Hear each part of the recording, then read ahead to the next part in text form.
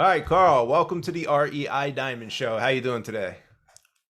Doing swell. Thanks for having me today. I appreciate it. Yeah, for sure. So we always start off with kind of a location stamp. I'm in like a gloomy, foggy Chicago day here as we record in the spring of 2022 that doesn't feel like spring yet in Chicago, but whereabouts in the country or world are you recording and operating your business? So I am both in and operating in the Seattle, Washington area, and I feel you too. It is dark and gloomy, and it has been dumping rain, which is uncanny for us here in Seattle. And it's cold. I was out in the field today for about 4 hours. All of my projects, none of them had heat inside. So I was not prepared. I went in a thin rain jacket and a flannel shirt, and I froze and shivered for 4 hours straight. It was not fun. So I'm glad to be inside and talking to you today. Nice. Yeah, I have family in that area, so Tacoma, I guess Nice. down into Portland. So I went for the first time and it was like November and sounds just like the weather you're talking about. And Rough. they're trying to get me to go again. At some point, I'll have to do that. You can hear the joy in my Yeah. voice. Wait until the summer and the fall, and you'll love it. Yeah, and I'm just kidding. I mean, we had a good time watching the wildlife on the sound and we stayed right on the water and we Nice. did make a good Oh, time cool. out of it. Yeah, so it's a lot of cool stuff up that way and I'm looking forward to getting back. Great. Cool. So, Karl, why don't you start us off with kind of the origination story, right? How'd you get into real estate, and then maybe the progression of Karl's real estate career to what your business looks like today? Sure, happily. So how I got into real estate was a little bit, probably a little bit different from most folks. Is I got into real estate. I was a 10-year veteran in working in the healthcare industry. I was a director of corporate strategy, business development. So that is where my passion lies, which is really around growth, partnerships. How do we grow an entity, a business?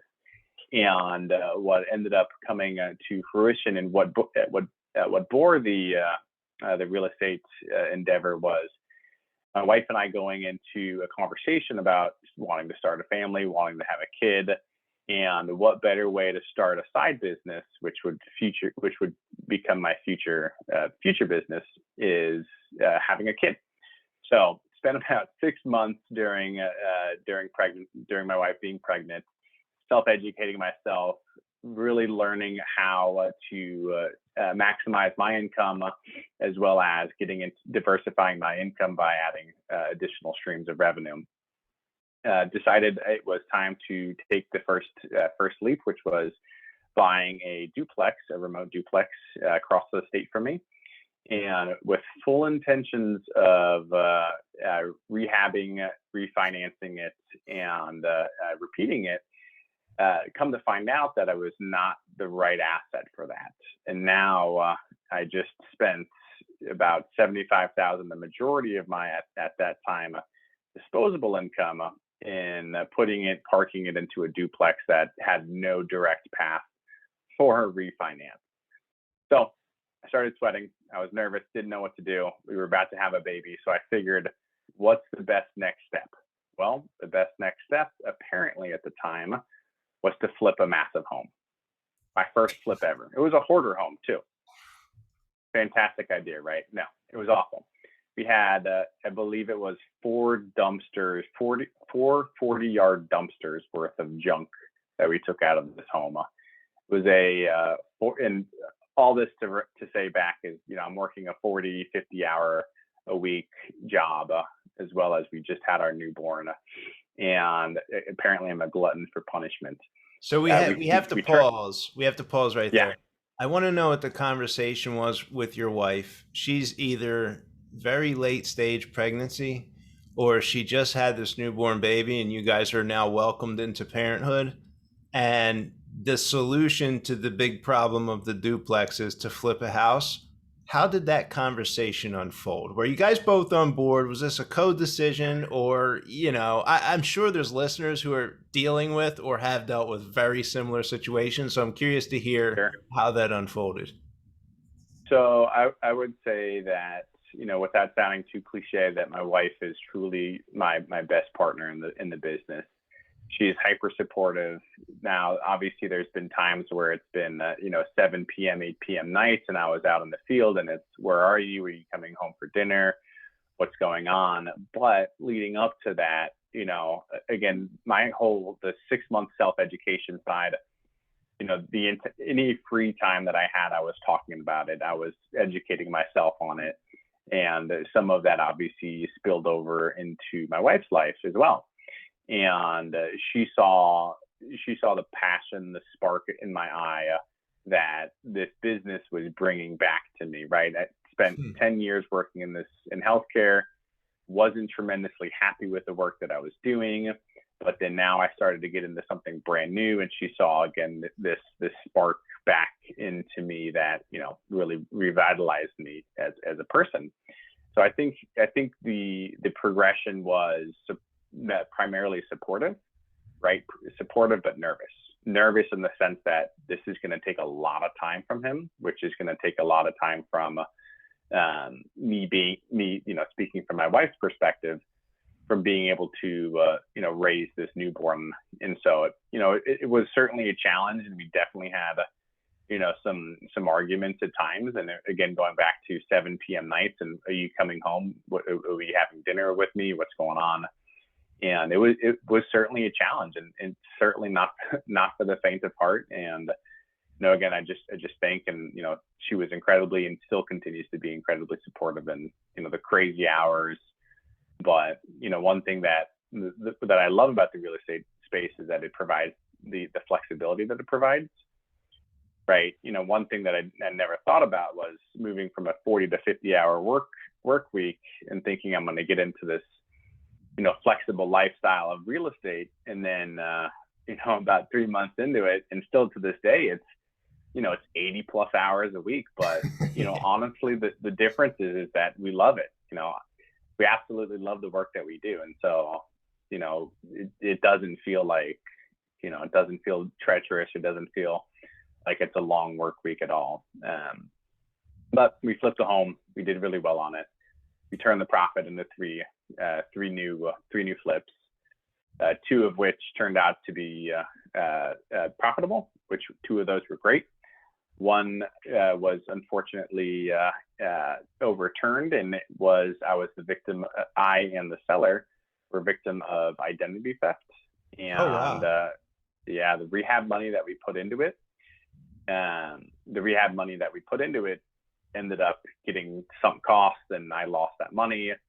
Luckily, it happened. I got the lawsuit after about a month and a half. We only spent about $26,000, which is what we ended up losing in that. Now, would that 26,000 loss, sorry for the interruption, but would that 26,000 loss have been fixed? I mean, what was your purchase price on that one? So we purchased that for $300,000. So let's say you probably had 300 in title insurance. If you were to have packaged the renovation into the title insurance at 380 or something, would that have been like a protection against that? So that's a good question. So title insurance only covered about 275 plus or minus. Okay. 275. There was a $25,000. There was a $25,000 fee in between, and then I came in and added in the rehab cost right there. So luckily we didn't go any further on the rehab, right? We had another about $100,000 left on the rehab, so we didn't continue in, which was great, right? We didn't lose any more money, but we ended up getting the title insurance. We ended up getting that fee returned back to us. But what ended up getting stuck in the deal was that rehab money. Now, we could have done things like gone out and put a mechanical lien on the property, because we did improve the property. But there were some other legal implications that our attorney advised us to do otherwise. So that way, the seller just dropped the claim against us, and everybody just parted ways at that point.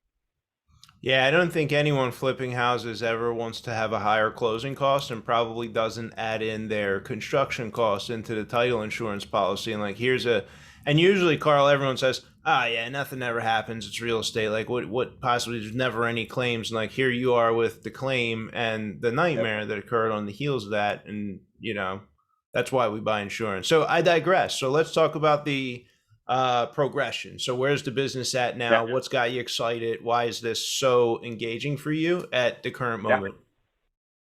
So now we are working on development. So one of the big things that we saw in, I guess I should say, that I had seen at the time was it was difficult for me on my own to scale a a business in flipping homes, right? Specifically where I was operating as my own general contractor. And I was operating as my own general contractor, my own acquisitions person. So I was a one-man show at the time.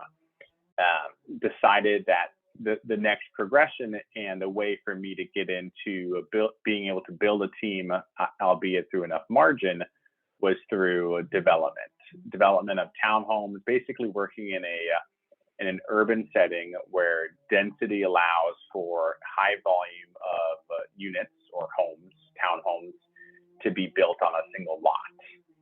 And we moved. I moved pretty quickly into. I keep saying I and we. I'll get into that in a minute. But at the time, this is early 2021 when I got into the first development. I was still operating as my own entity.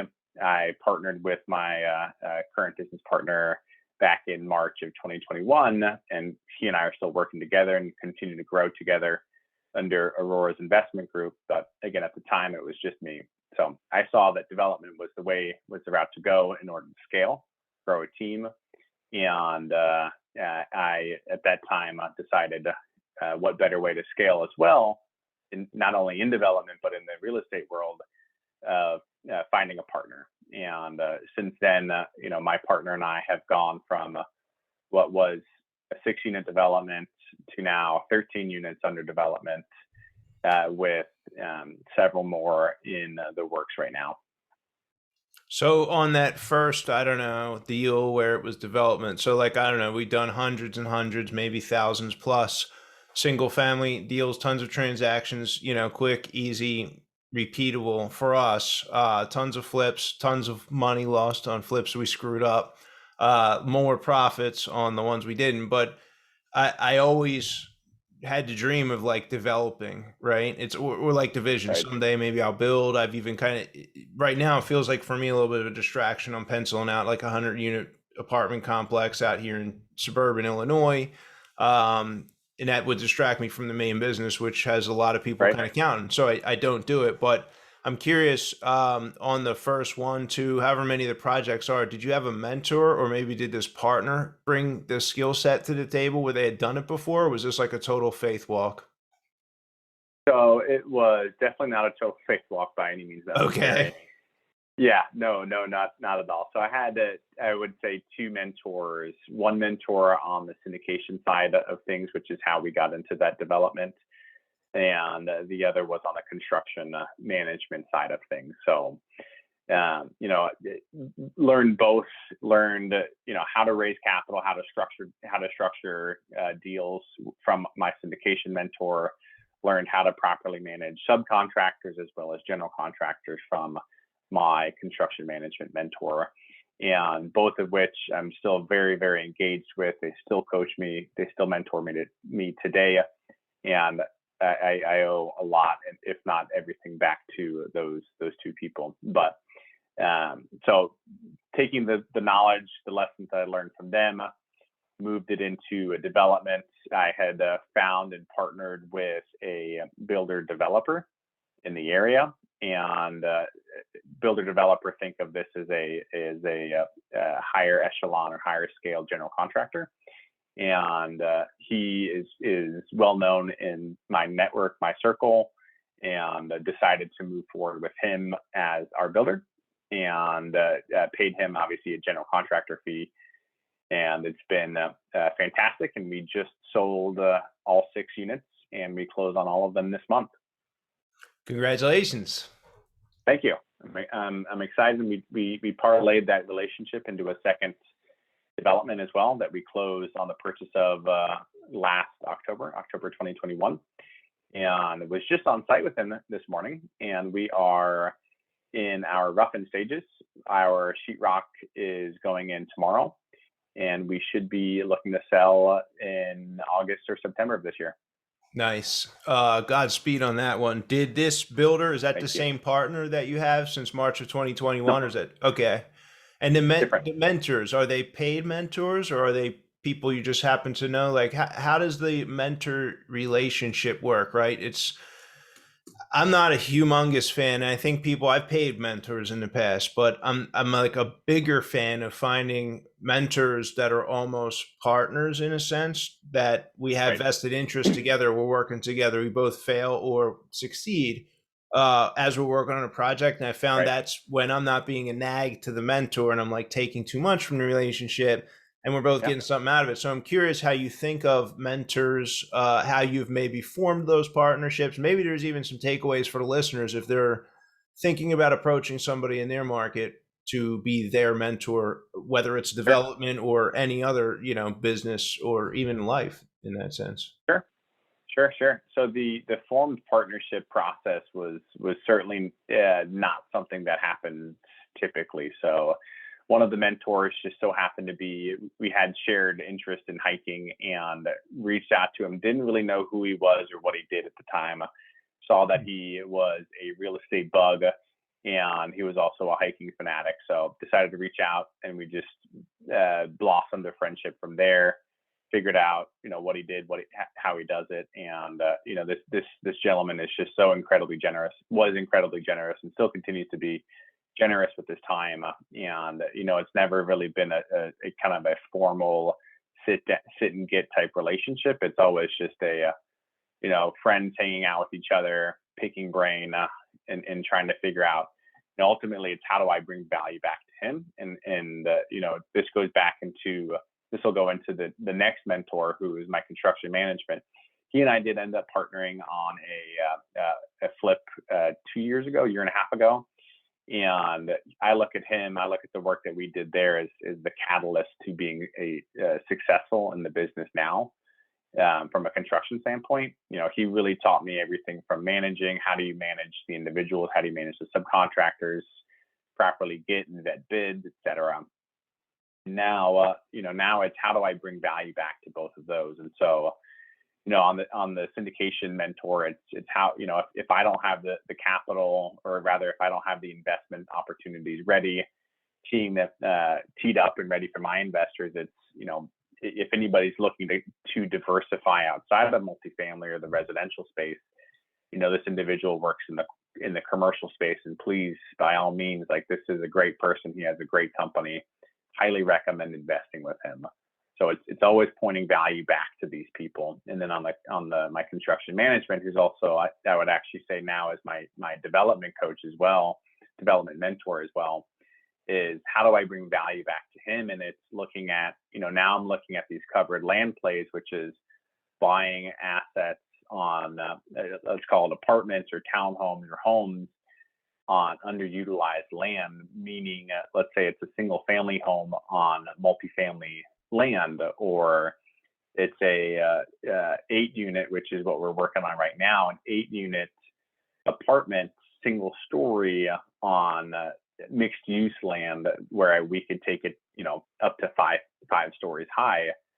And so now it's working with my mentor of like, hey, like, I want to bring you in on this deal as a no risk partner, and I want you to bring in your redevelopment and your development knowledge, mentor us, and we want to give you a cut of the equity. And so yes, he's still going to be involved from a work perspective, but only from a high level.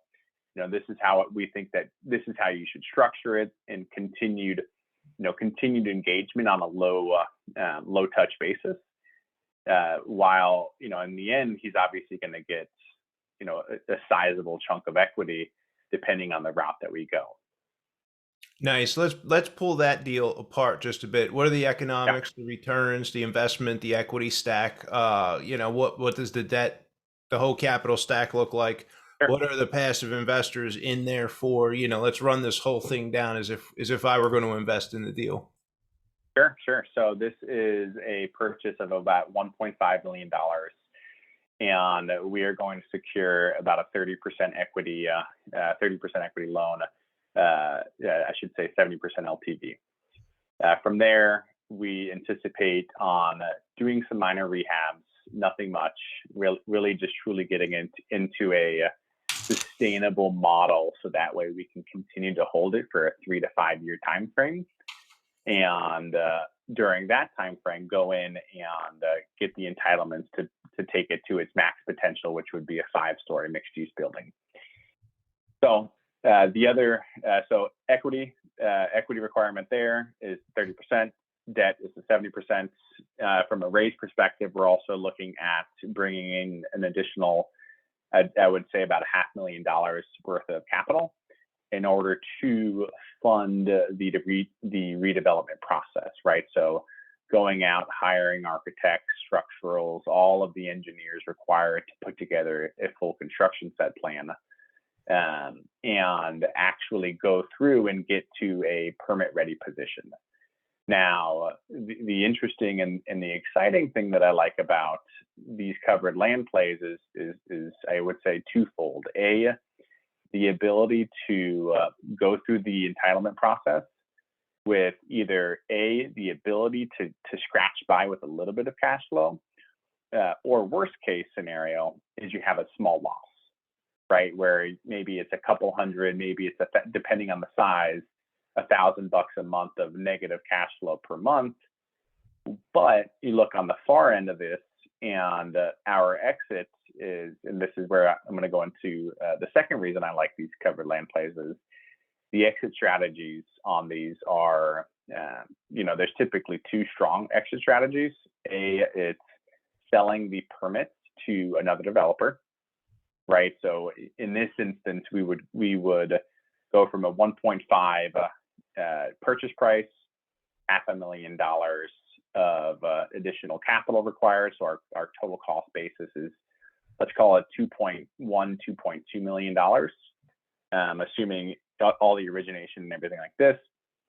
And then what we're looking at on the exit value, if we sell the permits, right? So our risk is relatively low because we're able to. And that means the whole project, right? You're selling the building, the land, and the permits. It's shovel ready for this next buyer. Bingo.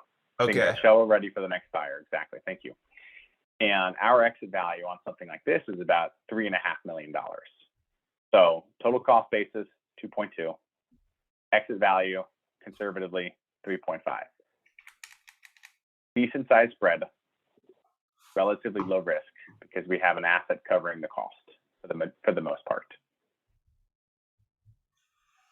So exit strategy one, we've got a decent margin built in with, again, little risk. And that's how many units in the building for $3.5 million? Sure. I would presume it's going to be about 35 to 40 units within the building, and 2 to 3 commercial spaces on the ground floor. So we'll just call it 40 for the sake of the math. $87,500 per unit dirt cost there. Yep. Okay. Yep. Now, the alternative, depending on, obviously the market, depending on the cost of construction at the time that we receive permits, which again, we expect would be about 3 years, right? Going through the full process, about a 3-year process to get permits for an apartment complex, which is, I don't know what some of the other markets are, but here in Seattle, it seems like permits take substantially longer than required time. So 3 years. And if, depending on the cost of construction and things like that, we could also decide to take it all the way through building. So we would go in, build out the entire unit itself, and we would either sell it.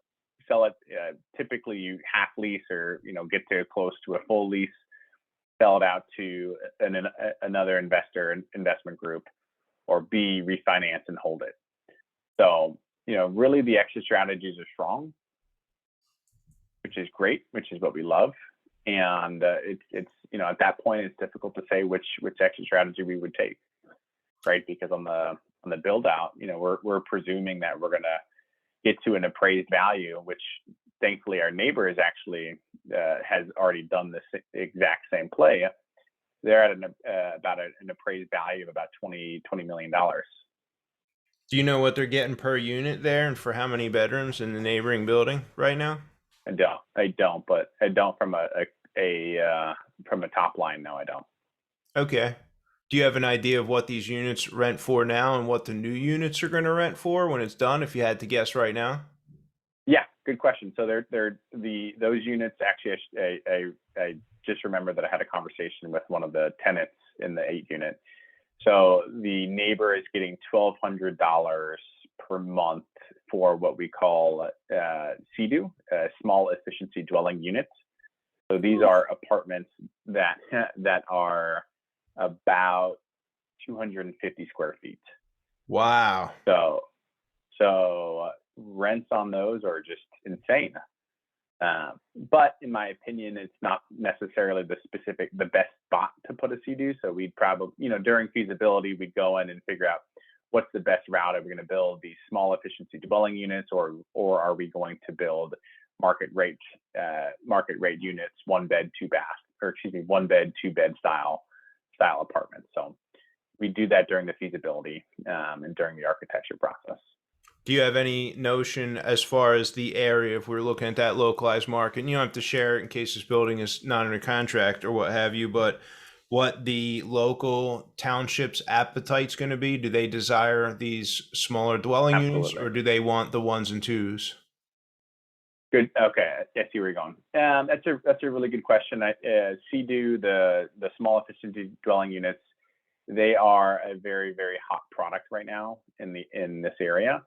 I am not necessarily bullish on them, however, and the reason being is the end buyer, right? So whenever we do decide to sell, whether it's 7 years, 10 years, 30, 50 years, whatever it happens to be, because it will be sold at some point, is the CEDU buyer pool is much smaller than the market rate buyer pool, right? Typically, whenever you open up an offering memorandum, probably one of the top 5 things you'll do is go look at the unit mix. And if you see zero diversification within the unit mix, mentally you're gonna mark the offering down a notch. And that's because there's less diversification, which means less risk mitigation in case this CEDU product takes a hit, right? Whether from a cap rate perspective, it's inevitably going to be a cap rate, because you could potentially get renters that want something completely different than a CEDU, or maybe it's something generational that changes. So my opinion, I'm more bullish on the market rate units as opposed to the CEDUs. Yeah, and personally, like if I look at some of what they claim is just like skyrocketing demand right now, is if you Google like the population by age, there's kind of this like there's kind of like this what do you call, like the love handles, if you will, and then like as you get to the older segments of the population to 80, it's like real small, the head, and like it's kind of the big wave of population that is, let's say, 23 to 35 years old right now. It's kind of the biggest one. It's the baby boomers' children, essentially. So it's this next wave of people that are coming through, and these are the ones that we see renting and buying, like in South Philly, where we're seeing a ton of the gentrification happening. This is who's buying on the Beltline in Atlanta, where we saw like the West End. Anything on the West End down in that Beltline is tons and tons of millennials are moving in and buying them. And to your point, it's like, are they loving the CEDUs now? But what about when they get a significant other? And what about when they decide to have a family? And what about when they get a promotion, right? So now does that wave now move where maybe if it was a 2-bedroom or 1-bedroom unit, they continue there for another year, 2 years, 3 years, but you could have this like vacuum where there's not going to be this rapid rent growth in the CEDUs, as you call them. Right. My own personal investment philosophy, I'm looking for bedrooms and baths. Like I want to buy as many bedrooms and baths in my apartment units as I possibly can. And I buy them in Chicago, small buildings, 6, 8, 10, 12 units, stuff like that. I'll take some 1-bedroom units. I'll take like an efficiency or two, but if it's like a full building with 8 one-bedroom units, it's a hard pass for me. Yep. And for me, it's a matter of turnover, Carl. Like, I just think my belief, and I've only been doing it for a few years now, but my belief is that if I have someone in a 2-bedroom unit, maybe it's a single person with the office, and now they've piled their office in, they're not as inclined to move if they're just going to continue there for a while. They may not need Yep. more space. And that's the turnover risk, basically. I got turnover calls. So it's like as soon as that single person living in my 1-bedroom unit meets somebody, the place is too small, they're gone. So I feel Yep. like, and I don't have data to prove it out on my own portfolio, but I feel like the more bedrooms I have, the less turnover I'm going to have. And like my investment philosophy is completely driven toward happy tenants who are going to stay in my properties for a long period of time.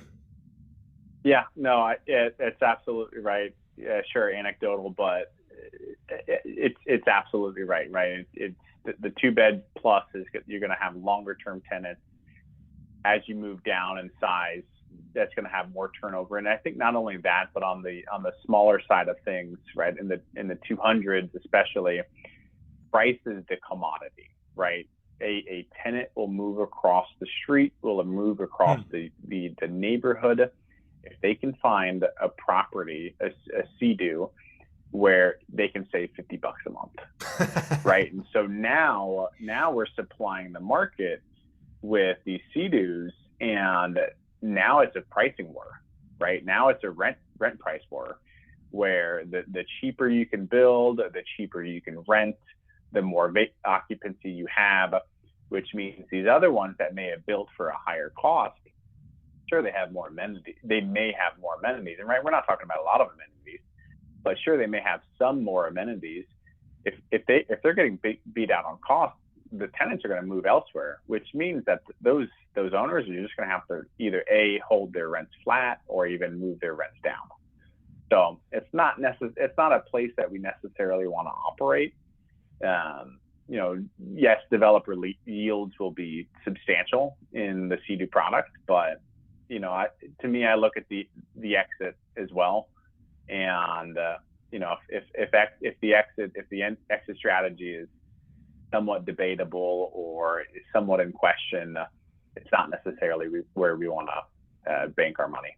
Especially 7 to 10 years from now. So we have 1.5 million, 450,000. So we have $1 million cap raise on the first phase of this project. What does that look like for investors who are going to put in their money? Sure. So generally speaking, is we on our developments and redevelopments, we look at anywhere from a upper 20s to low to mid 30 annualized return. And again, that's typically either whenever we buy permit ready sites on townhomes, at the 12, usually we like to market that from a 12 to 15 month liquidation standpoint to these redevelopments that are going to be a 3 to 5 year hold. So again, we're looking at from an IRR, I don't have it in front of me. IRRs were on this one was upper 20s. Okay, so that's kind of the going rate. And it is because it's a lot of risk, right? Where's the market going to be in 5, 7 years, 3 years, whatever the case is? Yep. Although the whole Seattle, Puget Sound area is a very, very constrained real estate market with not a lot of developable land out there that's even available compared to like Texas, right? Right. And the other thing that I would mention about and why I'm so bullish on the Seattle Puget Sound market is that there's obviously technology is a big one, Amazon, Microsoft, and then some of the other big ones, Facebook, Google, Apple have moved into what we call the east side. You've got Seattle that is bordering the Puget Sound, and there's Big Lake, Washington, just east of Seattle. On the other side of that is Bellevue, and Bellevue is where a lot of the big growth is happening right now. And so that's still obviously impacting Seattle and Seattle real estate. That's about a 20-minute commute between the two cities. Kind of like you mentioned, Texas, kind of like a Dallas-Fort Worth type situation. One of the specific industries in this region that I really love is cloud computing. And I don't want to talk ahead of myself, but cloud computing is this wildly underutilized technology and industry right now. And if you look at the big players in it, right, it's Amazon and AWS, and I believe it's Aurora, which again is a Microsoft product. Yeah, So yeah. I mean, even Google you've got Cloud, right? yeah, But they're not Google up there, I Cloud guess. Right. Okay. And so you've got these two massive market share holders in a industry that is underutilized at this moment. So, in their headquarters are based locally. So from a dollars and cents perspective, I still think that there's still plenty of runway in the Seattle Puget Sound region. Yeah, my anecdotal little testimony for the growth of the cloud. It's like, I forget how long ago I started building and hosting different mechanisms of my business. We flip a lot of houses. We use Podio. We have this entire other software stack that has tons of the Google Cloud woven in. It's Cloudflare. I don't think we have any AWS stuff, so we're driving primarily on Google. But like, the bills double, and then they double again. And like, what am I going to do? Am I going to go somewhere else? Am I going to like build a rack of servers in the office? Like, that's not even an option. The speed and ability to even do the tech things that we're doing as a company right now coming from the cloud is like so exciting. Like, I have no interest at all in or ability to be able to like shop that service. So it's like right. It's as big as the railroads back in the 1800s coming down, bigger even, and it's just getting started. Cool. So as we get to our wrap up here, I have a couple questions we're going to start with. So, Sure. Real estate developer, business person, what would be one or two books that you would recommend to the listener? Sure. So you probably haven't heard of them, I wouldn't imagine. The first one is, to me, a life changer. It's all about innovation. It's changing the world. It is by Peter Diamandis, and it is called Bold. And I'm gonna butcher the subtitle of it, but the title is Bold. Subtitle is how to make an impact and how to change the world in a positive way. Right? It's something along those lines. And this is a book that just has an insane amount of ways to just think about different issues and come up with different business solutions. So that's I would say that's kind of my number one especially real estate related book. Nice. That I'd recommend. And then the second one is Grant Cardone's Be Obsessed or Be Average.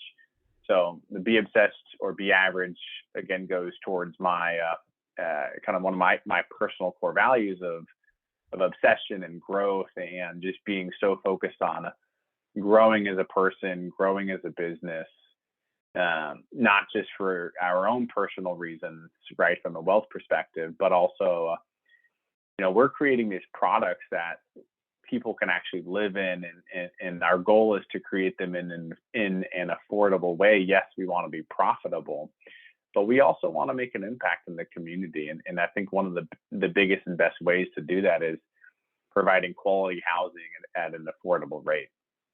And so, going back and circling back, I should say, on the growth and the innovation side, those are two books that I absolutely love and recommend as much as possible. Nice. So we'll have the crown jewel of wisdom. If you could go back to, the day before you signed the contract on that duplex, and you could share the crown jewel of wisdom, everything you know now, what would you go back and tell yourself that day? Ooh, that's a good question. So I would say it's know who you are working with. So there's a investor, I call it the investor triad. It's not my term at all. It is first you have to know somebody in order. First you have to know somebody, then you have to like somebody, then you can trust them. And to me, it's I knew the broker that I worked with, but I didn't like them and I didn't trust them, and so I didn't get myself into the best asset. Now I ended up cash flowing and I ended up selling it and making good money, decent money, but it wasn't necessarily the best product for me. But again, no regrets. It was a great purchase. Again, no regrets on that. So to again circle back, answer the question, it's know who you're working with, and make sure that you like and you trust them before you get into any large business decisions. Yeah, and I would probably like caution almost. I remember real estate agents when I first got in the business, and some of them I did like. I wasn't qualified to figure out if I should trust that person at the time. And a lot of times, I think for a newer person getting into the business, Carl, the realtor has a license and they know Sure. who the title company is and they just know so much more about the business. But now, from both of our perspective and even the audience listening right now, they're like, yeah, I know a lot of agents who got in the business and know what a mortgage and a deed is, but they don't know how to select a proper real estate investment. And Sure. so, if you're new, you definitely have to be guarded and do your own homework because the realtor probably doesn't own their own investment properties. And maybe Right. if they find a really good one, they're probably going to add that to their portfolio. So they're not going to Good point. know the right deal. And I think a lot of times, I asked a book recommendation on this show and we get the answers. And I've read tons and tons of books. I'm going to check out Peter's book. I've known Peter, watched his videos on YouTube and everything. So I'm interested to check the book out now. Appreciate that. But I think one of the things, even with book recommendations, like when I mentor people within my company or even just like friends or people that happen to cross my path, I, as the book recommender, oftentimes have to figure out, okay, where at on the path is, Carl at, if he's asking Sure. me, hey, I'm looking for a book in real estate. Well, does he own 20 properties? Does he own zero? Did he come, Right. with an MBA from a successful career in business strategy? Is he waiting tables? Is that where he's coming from? Yeah. And I Point. think a realtor, it's like an investment advisor, right? It's like not that we're giving investment advice, but a lot of times people are going to like accidentally take advice without realizing, oh, the person doesn't even have the context of my situation to make the right recommendation for this asset or this book or this course of direction, right? And so it's hard because you don't know what you don't know, and you're at the bottom of the ladder you're trying to climb up, so it may be hard to recognize whether that person has your best interest at heart, or a lot of times a realtor is going to have conflicting interests because they really want the commission because they really have to pay Sure. their rent or mortgage at the end of the month. So it can be a very tricky dynamic for somebody who just gets in the business and is pulling the trigger on that first one. Yep. Yeah. No, I completely agree. I think that makes sense. Cool. So we talked a lot today. I do want to give you a moment to make an ask of the audience if they'd like to find out more about you or the Aurora Investments Group. Where can listeners go to get that information, Carl? Sure. So we've got two great places. Is our first off our landing page, aurorasinvestmentgroup.com. And secondarily, we've got Instagram. We're on social media as well, LinkedIn, Facebook, etc. And Instagram is our handle there is at Aurora's Investment Group. And from a Facebook, LinkedIn perspective, you can look me up by my personal name, and you're welcome to connect with me there. Any questions, comments, concerns? You can certainly reach out to me directly via email. It's Karl with a K at aurorasinvestmentgroup.com, and happy to chat about what you're looking at from a investment perspective, multifamily development. Answer any questions there as well, and answer any questions about the Seattle Puget Sound region as well. And that also includes the crazy politics, the homelessness crisis that we've got up here. No bar. Look forward to any and all conversations. Yeah, and I was looking at the site here as we were getting ready for the show, and I saw the application come through, I guess, months ago. Lots of cool houses, and I was like, oh my God, does he have a homeless guy on the steps there of his architectural rendering? Oh my God, which one is that? Is that our detached ADU? It wasn't, but it's a reason for people to go to your site to see the picture that I was talking about so they can decide for themselves if it is a homeless guy that's on the There you steps. go. The I Aurora, wouldn't be shocked. the Auroras, have you actually seen those lights in the sky up there? I mean, I was so bummed that we were there and we didn't have the timing down. No, so I haven't seen them in Seattle area. Okay. I did go with my wife to Iceland in the dead of winter several years ago, and after the third or fourth night of just sitting outside waiting, honestly, man, it was crazy. Like the sky looked like it was cracking open. Wow. Yeah, it was wild. It was wild. Yeah, on the bucket list for sure. I was curious if that was part of the inspiration for the name of the company. So, hey, with that, I guess we'll wrap it here, Karl. Thank you for coming on the show. I had a blast. Got a couple pages of notes here. I appreciate you blocking out the distractions and giving us of your wisdom and knowledge today. Likewise, I really appreciate it. Great chatting today.